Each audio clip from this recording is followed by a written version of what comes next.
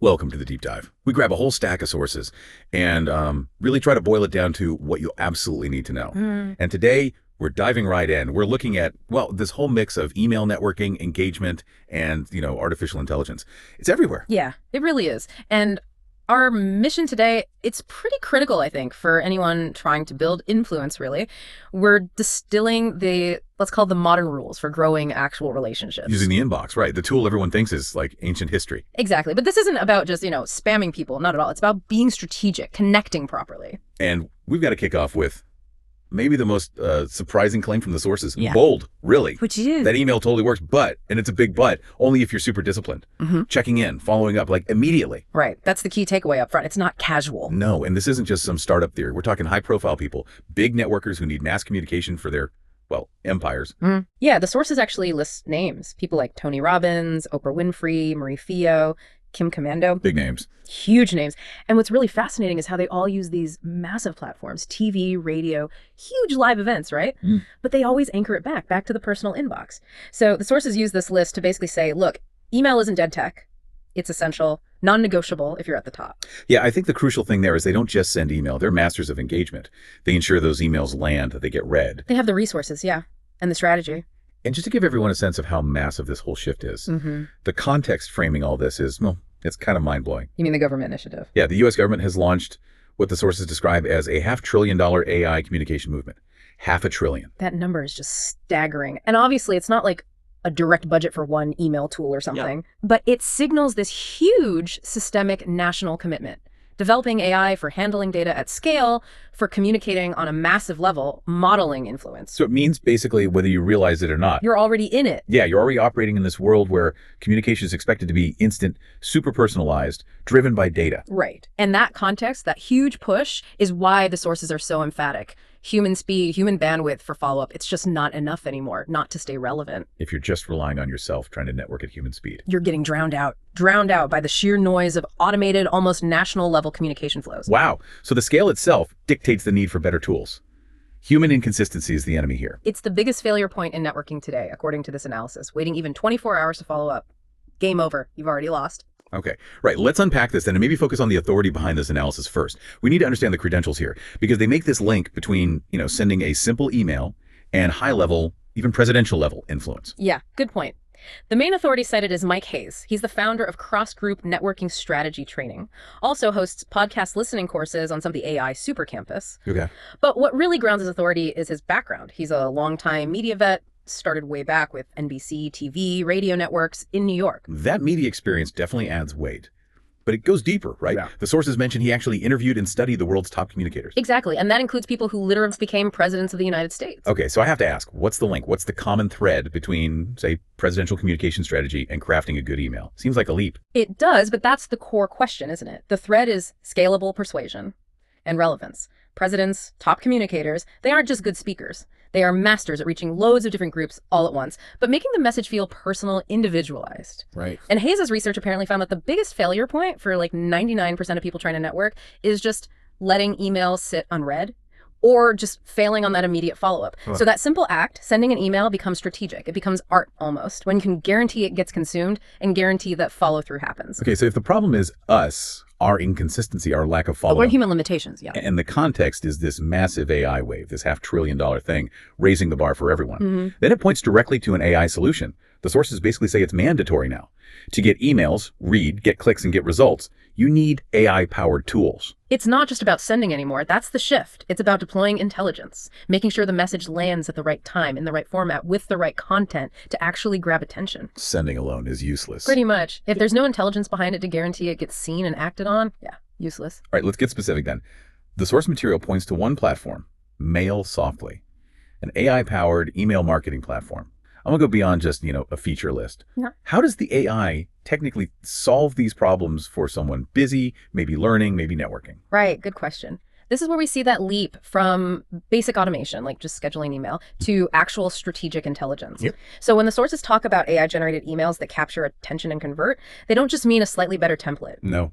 They're describing a system that uses predictive analytics. It dynamically adapts things like the tone, the subject line, based on industry data, time of day, maybe even the recipient's likely mood based on past interactions. Wow. Okay, so it's adapting on the fly. That's a huge upgrade from just staring at a blank page trying to guess the best subject line. Exactly.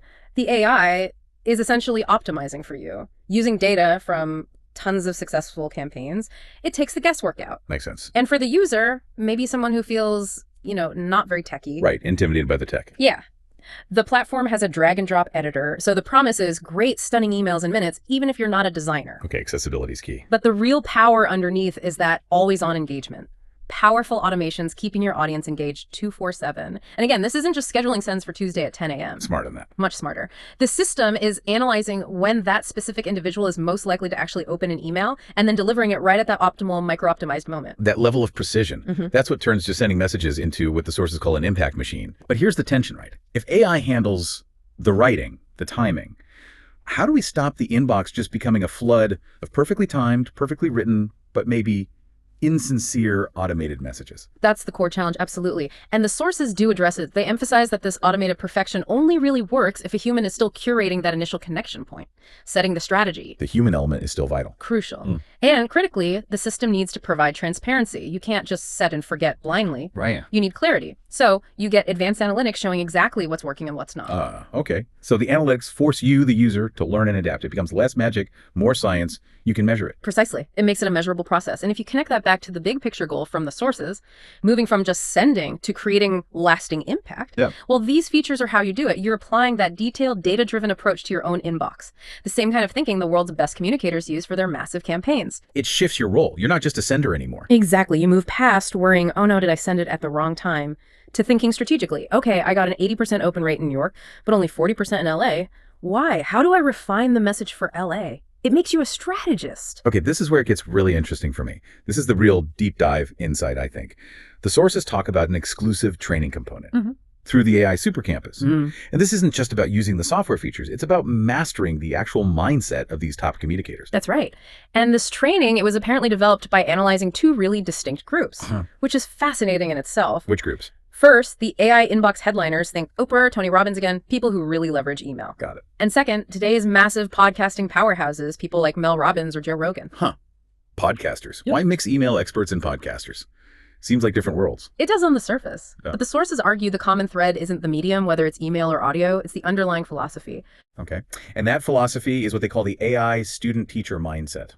AI student-teacher mindset. Explain that. Think about it. Oprah, for instance.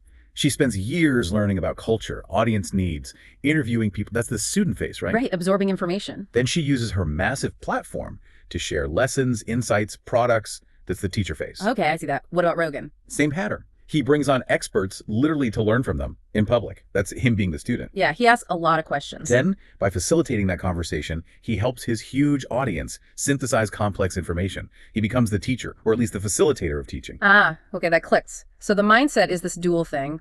Top communicators constantly learn from others and they teach. It's not just broadcasting, it's absorbing and then sharing value. Exactly. It's an active two-way street, which is the total opposite of the old email blast mentality, which is just one way shouting. And that's why their emails or podcasts feel different, because they come from a place of genuine learning and sharing insight. That's the argument. Their communication doesn't feel like just a demand for attention or money. It feels like shared value, derived from their own ongoing learning process. Interesting. So the sources are essentially saying, look, if you want real influence, you have to be a knowledge conduit. You need to learn and teach. And you use the AI tools to handle the mechanics, the timing, the scale, the optimization. Right, automate the grunt work. So you can focus your limited human energy on the genuine part. The content curation, the learning, the teaching, that insight piece. And how do you actually learn this mindset, the training component? Yeah, the delivery method is pretty clever, actually. You learn this philosophy through what they call one-of-a-kind podcast listening courses. Podcast listening courses. Delivered how? Delivered via mail, softly messages, right into your inbox. So they use the tool to teach the philosophy. Exactly. And the sources are very clear. This training part is free. The whole idea is to teach you how to craft emails that actually connect, that convert, that create that lasting impact by getting you to think like these top communicators. Use the tool, apply the mindset. Okay, so pulling this all together, what does this actually mean for you, the listener, who's trying to grow influence, build a network? The path seems pretty clear now. It connects the tiny tactic, the email, to this huge national AI strategy. Yeah, I think it boils down to 3 core pillars for success in networking today. First, discipline.